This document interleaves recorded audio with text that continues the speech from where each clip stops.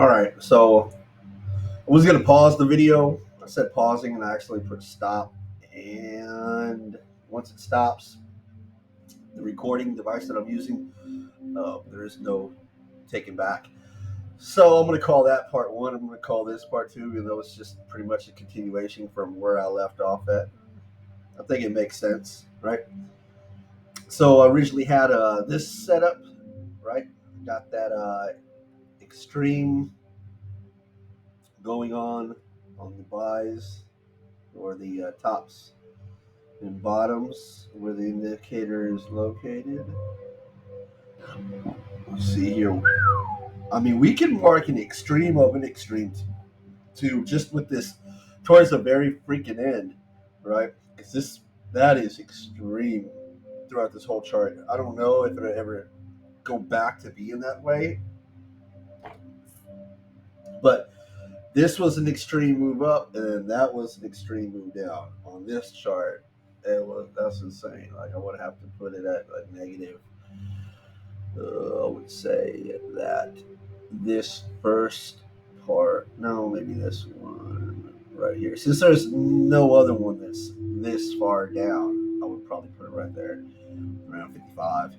Right, and this one also, I'll probably would have to say in this top region where here and here where they snap together.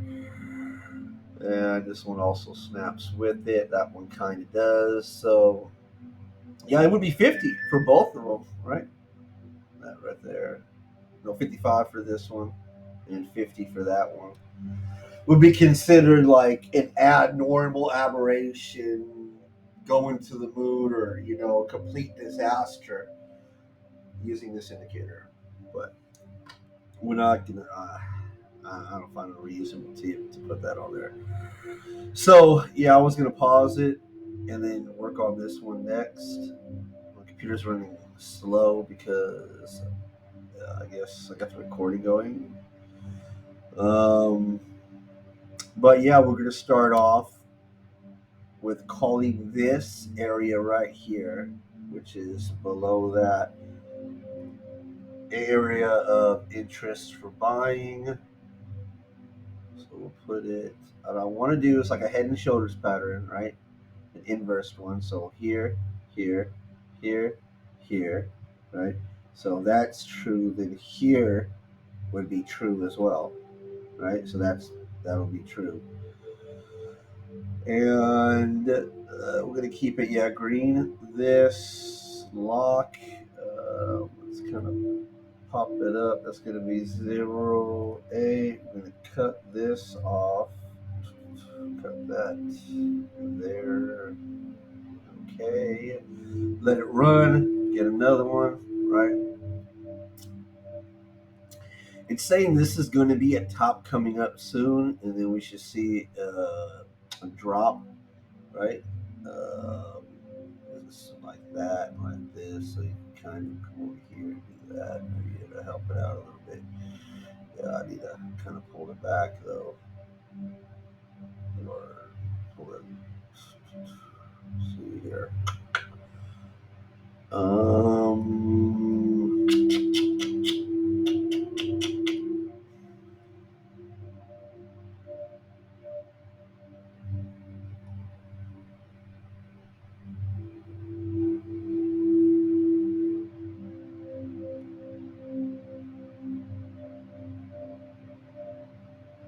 oh shit! I need to shut the fair value gaps off.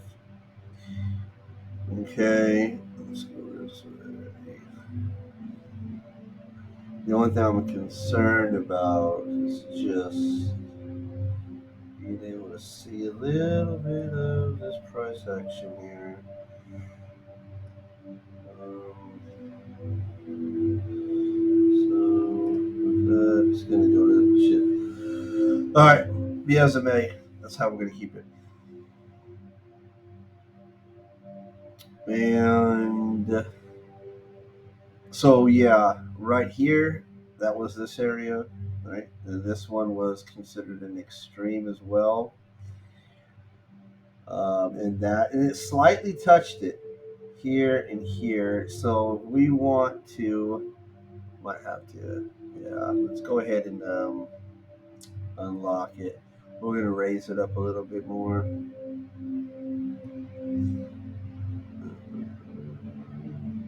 With at least one green line, so we'll say 5 instead. Now lock it in place. There we go.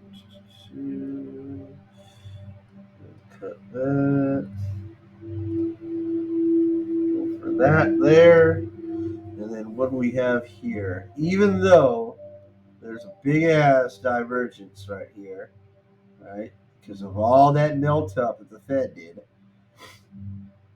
It's kind of a, it happens, so you'll see it often.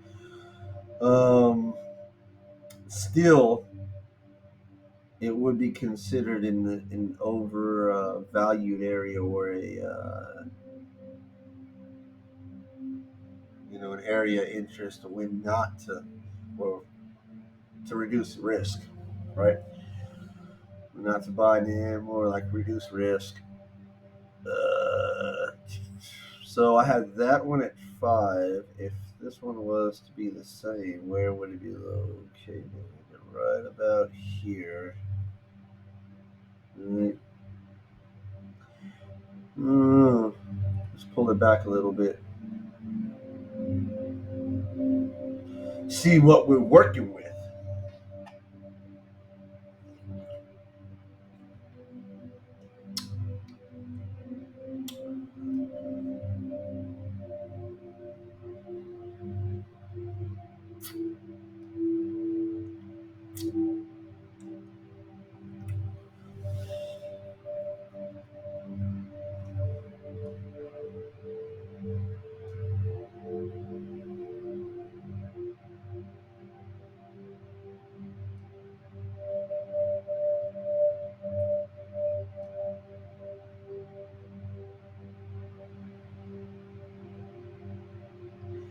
All right, here goes the toppy spot.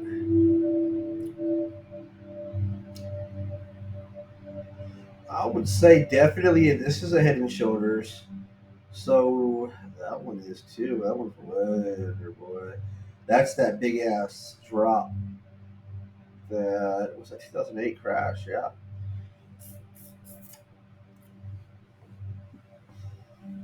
That's an extreme. On this one, I will mark that the different versions of an extreme. We're going to call this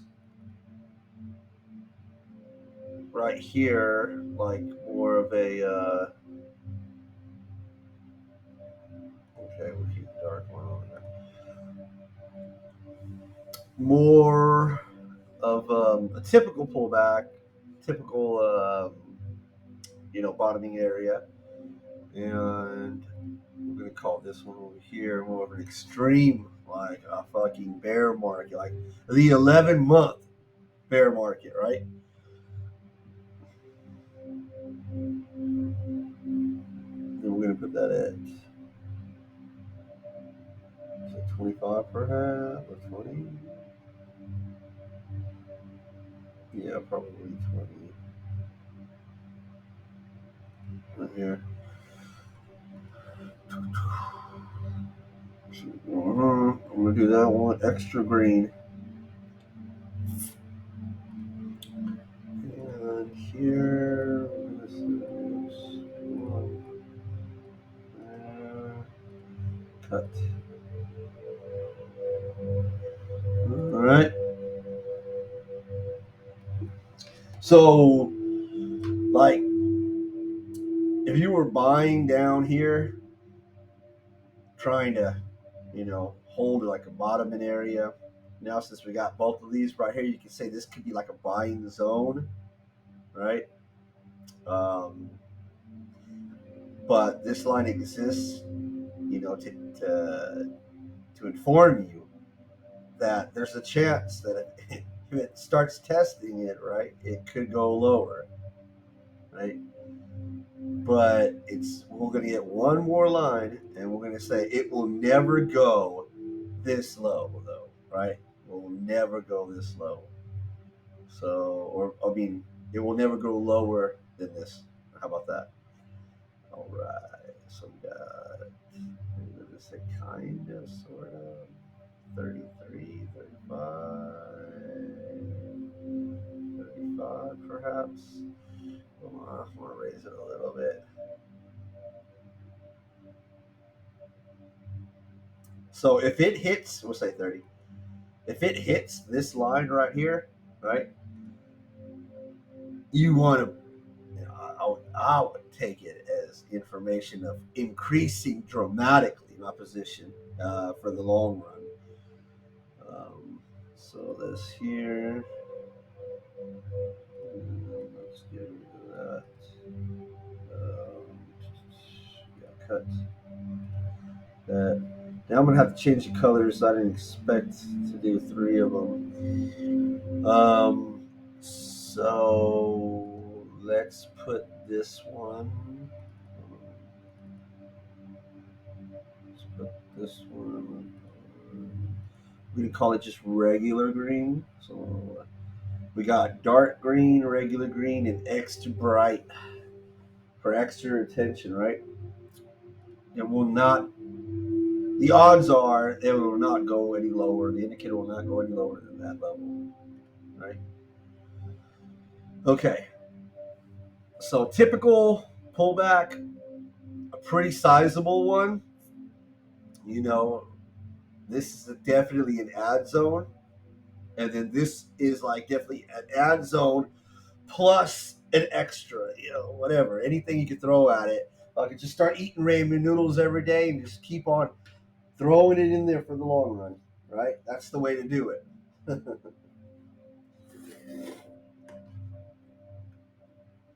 PBG sandwich, peanut butter and jelly sandwiches, right?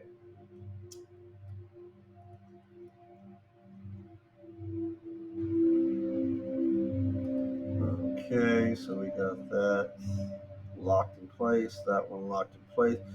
So that's the bottom, right? Now let's look at the top.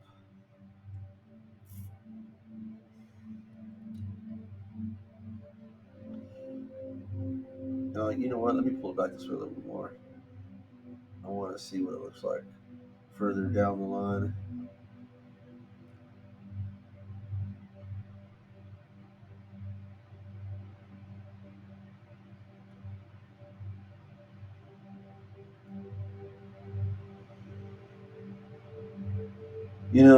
I could just make part one, two, three, and four, and just keep on stopping it somewhere around 20 to 30 minutes. Because how slow this process is. I mean, this is what I mean by it takes hours. It takes probably days, months. If you're really just starting off and you're trying to understand indicators, you don't have any. You're researching all of them. Like TradingView, I think has like fucking over. Yeah, I mean, they have so many indicators on here. These are all the ones that I hit likes on, but I don't know if I could find out the actual amount of indicators they have. But I went through probably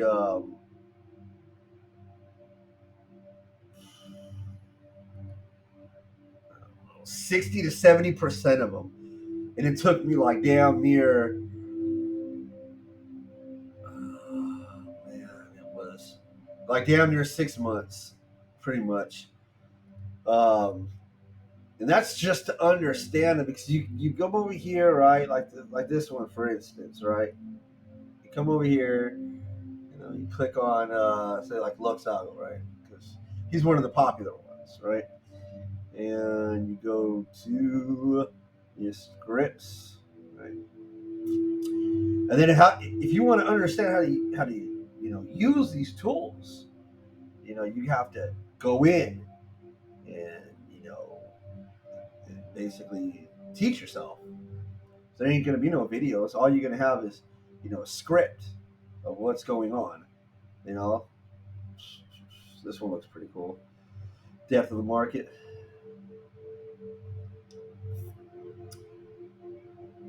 So then he's gonna give you a picture. He's got it tagged, right? all of the other, everyone pretty much does it the same way, right? Then he's going to give you a description, right? How it works, what's going on here, right? Um, all this information right here is you could obtain it. You just have to choose to, right? It's going to take a lot of time, a lot of back testing, a lot of everything. Then you understand one, and you have to do it to all of them. You just can't stop with one. You gotta, whichever one looks like it makes sense. Let's see here. Where's the order block one? That's a good one. Reverse candlestick strategy. Yeah. Well, this candlestick one right here. This looks very interesting. I might have to take a look at it later. It's basically trying to read candlestick patterns. Um, Hammer, inverted hammer, bullish engulfing. Okay. And then there's all of the candlesticks. Some of these are going to be pretty easy. The complicated ones are the ones where it has many different components that are moving, simultaneously. Those are the complicated ones. You know, um, you could have multiple different indicators on one chart. Less thing, or frees up some of the room. So, say like you don't have a premium, right? With the premium, you get what is it? Up to three free indicators you can use, sub indicators, right, on your graph. Yeah. No, no, no. I take it back. It's three indicators in total. So whatever indicators you use on your graph, plus the indicators that you have in your subchart, right? So yeah, and with this, you kind of like you go around that rule, right? Because now you can have three indicators, one of them. So you have to deduct that. So you got two. Basically, it'll give you two free indicators, right? So you subtract this one because that's going to be taking its place. Basically, you're paying for it by one indicator, but you're getting three, right? So that means you get two free indicators with this script. If you have the free version of TradingView, that would give you a total of five instead of three, which is pretty awesome, right? Anyways, that's besides the point, but that's how that works. Yeah, I went through not all of them, but I went through a great portion of them. And let's get back over here.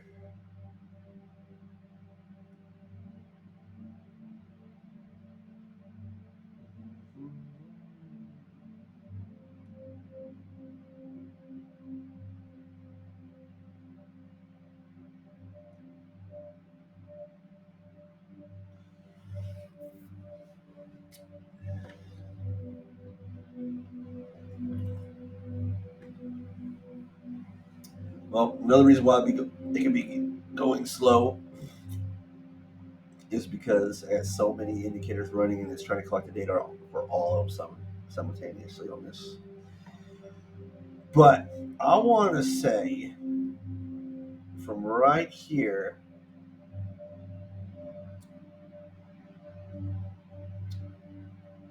even though it's still going up there, it's still toppy.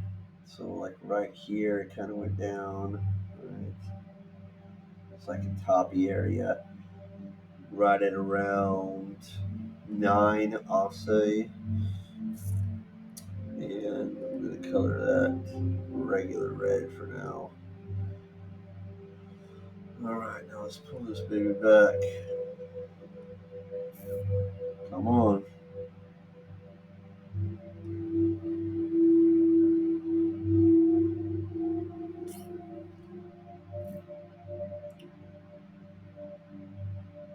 $19.89, $19.90. Okay. Yeah, so here, here, here, right? There, back.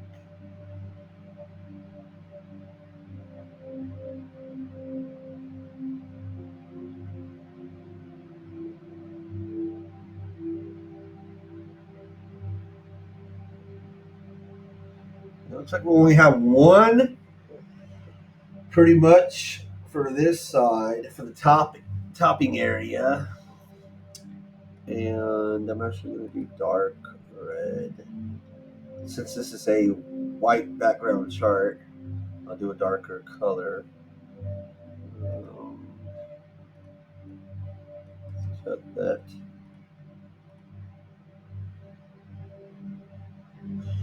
Okay, let's lock that in place. Alright.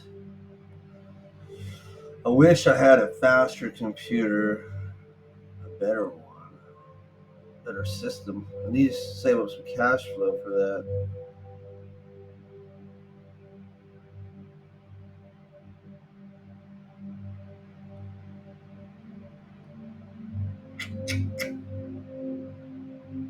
Okay. So we got that. That lines up there. Toppy like area. Alright. Once it breaks that center line, yeah, negative momentum. Positive momentum above, negative momentum below. Regardless if it goes up while it's under the halfway, the 50%, it's still considered a trough, a positive trough within a negative cycle. You can say it like that.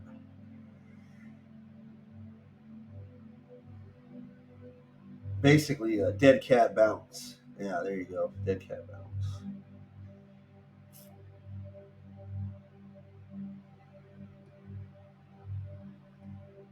Pull it back, pulling it back, pulling it back. We're almost back to the beginning.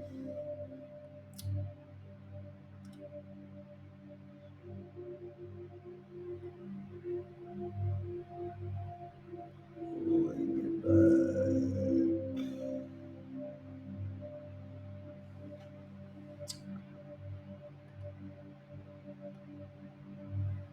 I don't remember it being this freaking slow when I was recording last time.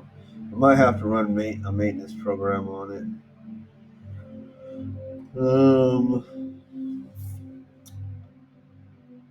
So yeah, we got this indicator saying that is the like how a falling wedge usually leads to bottoms. This is a rising wedge right here. So that's going to lead to a crash soon. And typically, all right, you can do the history report on it if you want to, that when the Fed pauses rates, the market continues to climb. But when the Federal Reserve starts QT quantitative easing, the market usually crashes right afterwards. Now, the question I have is that which came first, though, right?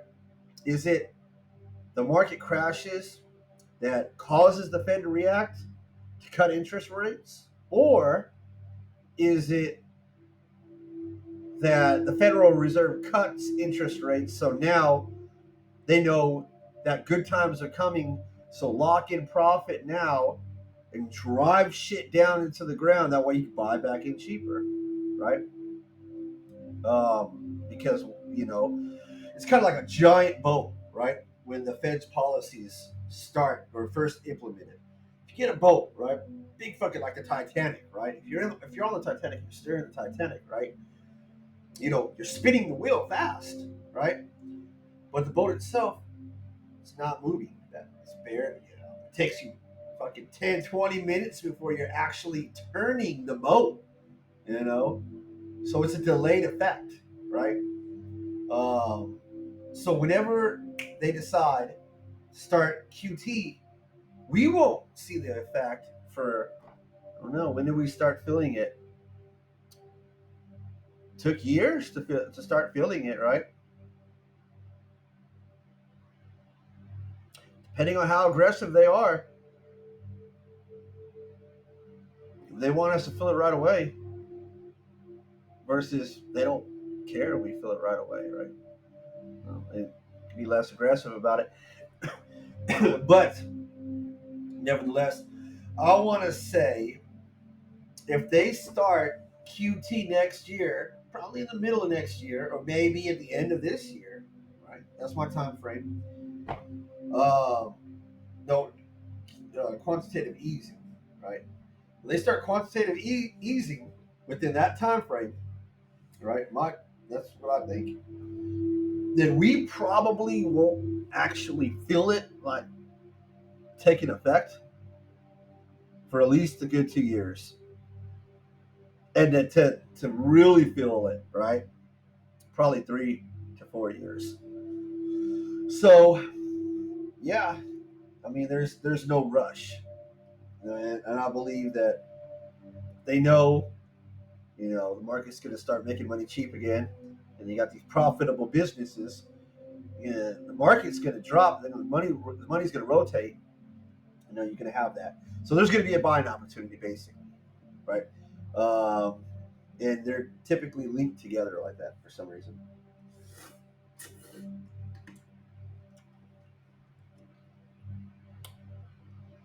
So yeah, that's that one there. I'm going to go ahead and save it. And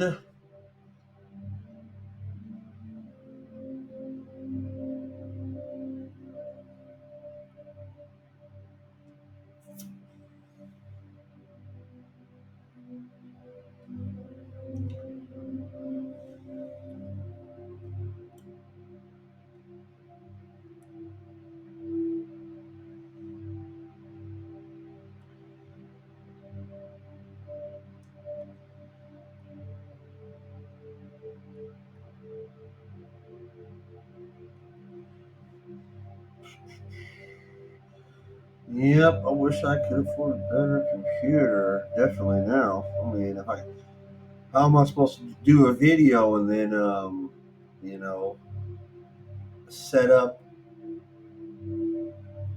my graph at the same time, right? So that's a fair value gap.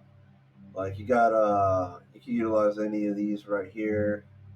This is more like this area right here is for notifications. Um, this area right here is probably for more like intraday trading.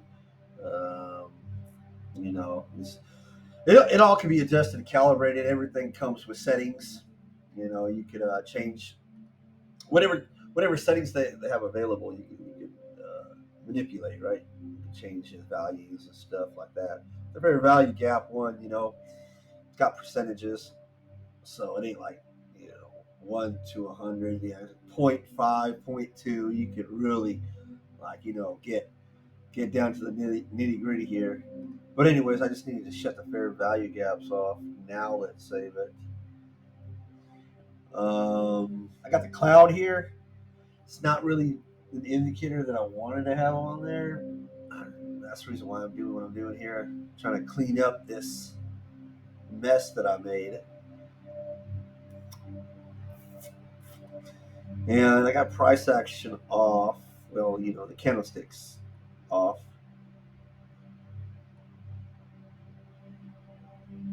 I had a couple of different concepts going on. All right. So let's pull it back a little bit.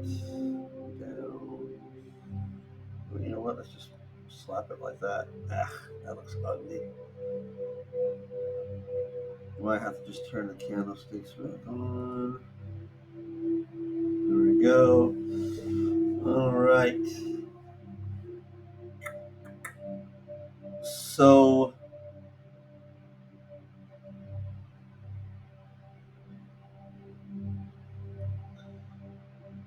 this is where we're at. Right there. This was that buying opportunity that somebody missed. That's probably because that is on.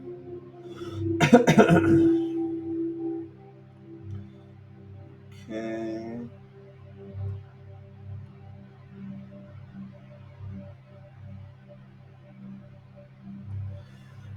that there. Let's take this off. So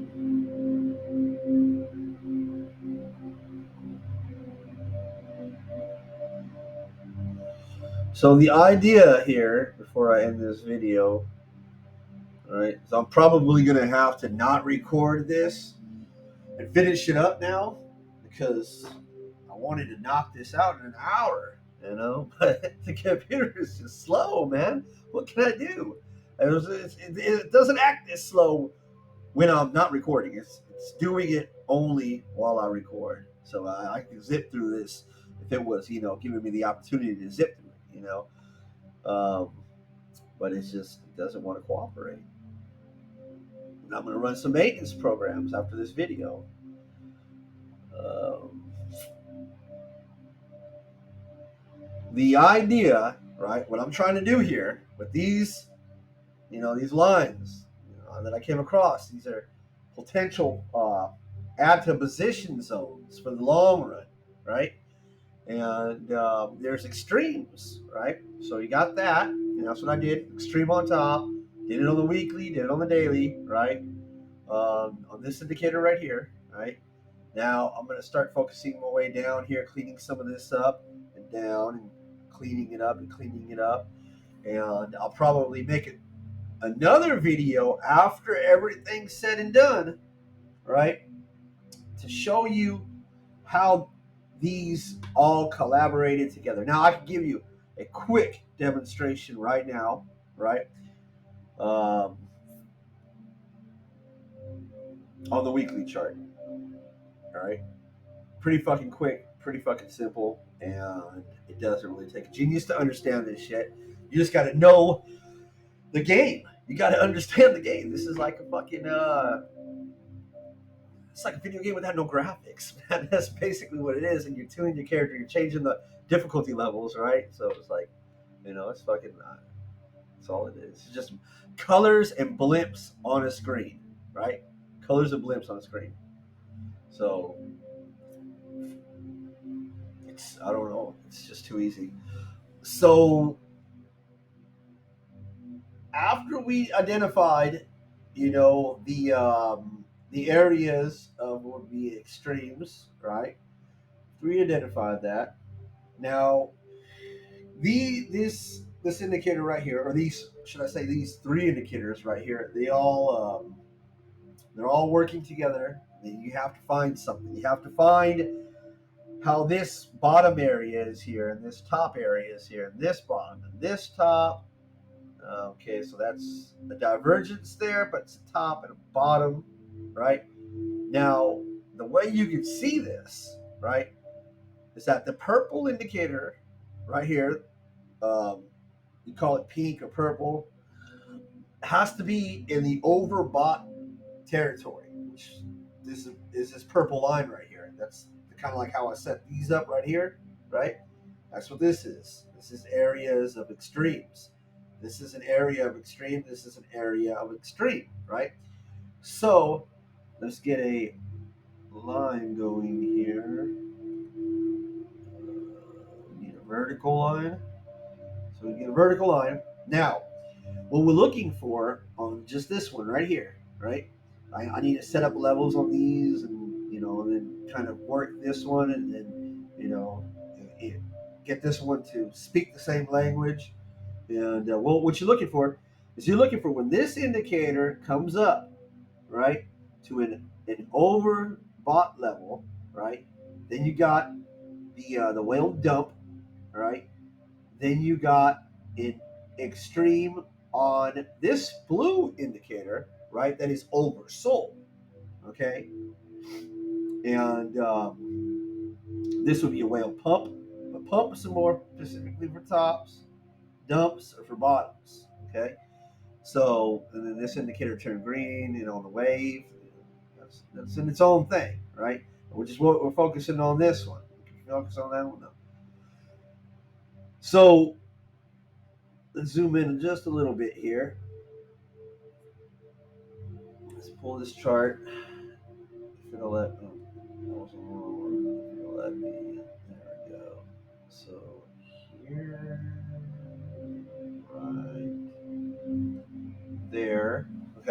So it's oversold. It's overbought. Now you want to get in before these lines start, coming together. That's the area. And for this one here, probably when it starts moving up, right? Once it crosses back into this territory, because it can stay down here for a while, right? So it stays up here for a while. Yeah, you want to wait till it comes down out of this zone. You don't want it to stay in the zone. But for this one, I would say it's a little more sensitive. So this one, you want to see the lines, come together to make one, or prior to that, as well as this one getting out of this oversold region, right?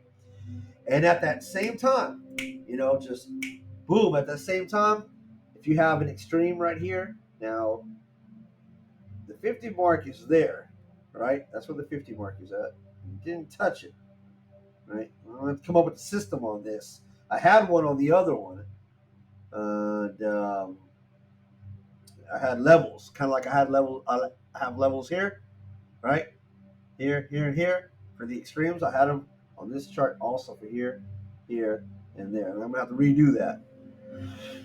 Ditto for this area there. And so basically, you know, is that when this one becomes oversold, this one becomes overbought, and you've got the dump going on at a certain level, right? That's going to indicate a bottoming area. So we want to do it probably here. Did I not click it? Okay, let's try it again. So we want to wait for it to get out of that purple area right here. We need for it to get out of there. So it did right there, right? So here. Okay. Right there. Oh, okay, I see it's white. Son of a bitch. Here, here, here. Okay. All right. So right there, that would be a bottom. They're starting to close in, and the blue has left the oversold area. All right. So that's that area. Okay. Now you can say it on this one. You know, we have to create, a method out of this madness. So we're going to have to incorporate something that it has that's uniquely, for whatever it is for that indicator that's unique about it. I would say just the fact that it dropped, and rolled over. That would be, one way to look at the top, bottoming area, right? It's not in an extreme. That this right here wouldn't be called, right? Where is it at over here? Let's find it.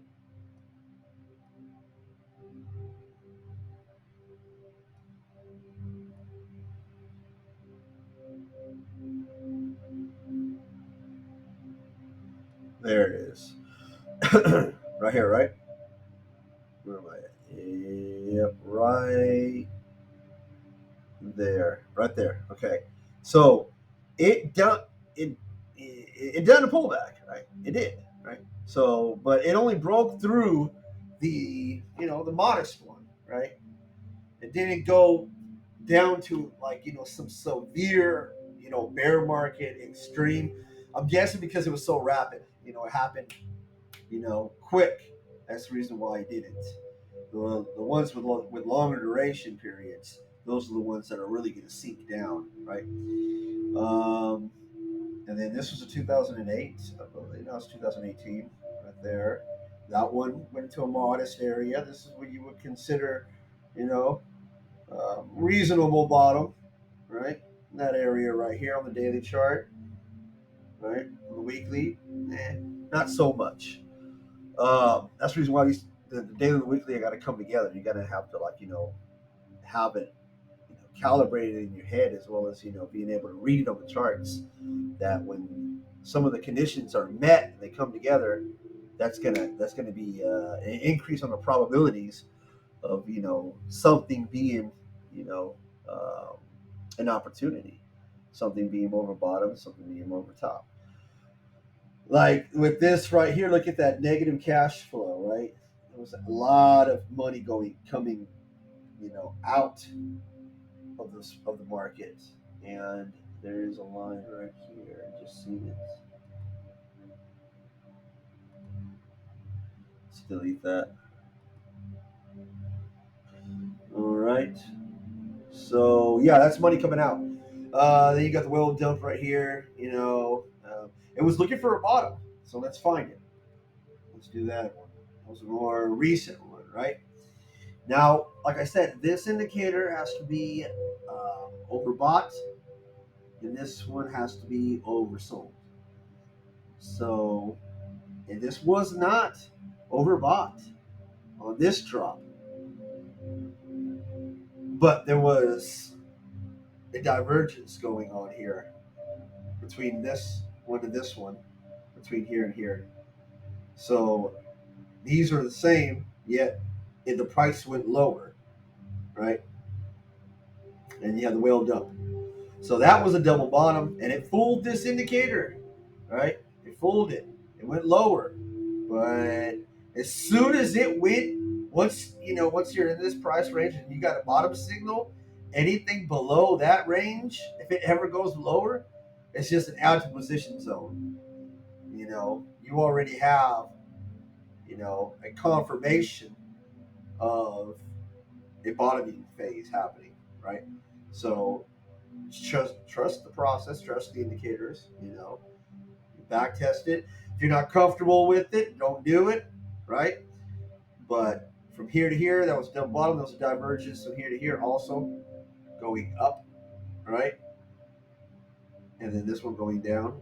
Prices going lower. Indicators are higher. So yeah, then that would be confirmation when it left that zone, and it kind of bounced around there for a minute. But I would say the second time up and down from it would have gotten my attention right there. That's when I would have started a sizable amount, right, of a position, right? And then right here, let me get a trend tool, right? Because we already got the holy crap, my computer just fritzed.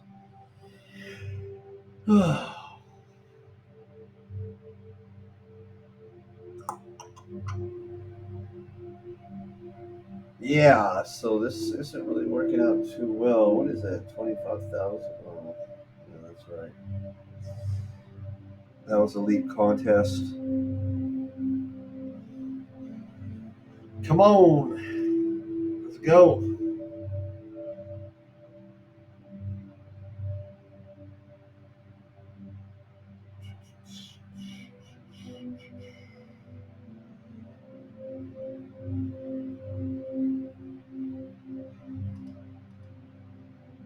There we go. All right. So let's get back over here. I'm gonna delete that here, and I'm gonna end this video in a moment. But let's show you where that divergence is. Right here to here. And I don't know why it's still.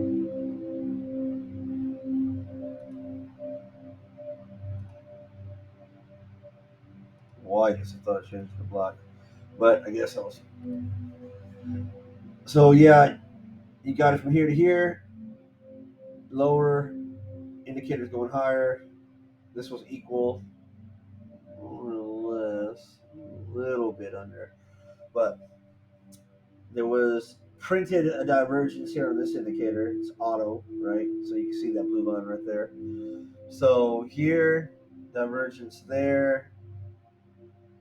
There's a divergence there, which is basically the same thing. And yeah, so that's when the bottoming area was, and you could probably say if you had already established as a buy zone, right? Could have said, well, I bought here, so it's pretty much going to be anywhere from here and below. Right? pretty much all of that would have been until it broke above it. All of this right here, right there, that whole price anything in that price action right there would have been an add to position zone, right? And then, if you wanted to, you could wait for it to go to oversold areas and then bought here, right? When it turned green. But the most important thing is you caught the bottom, right? You got the bottom right there.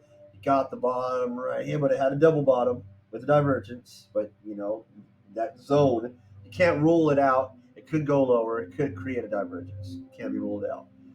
But for the most part, the indicator did, do its job. Um, and then you would have done this. You would have been here. The average would have been here. And then it would have done this. And then you would have been currently right here, right? The expectations, as of right now, let's see, for future cast, so that we should see a modest pullback. I don't believe it's going too far out. It's sketchy when it's going way out over here. But for the most part, there's a possibility of a double top forming and then a pullback.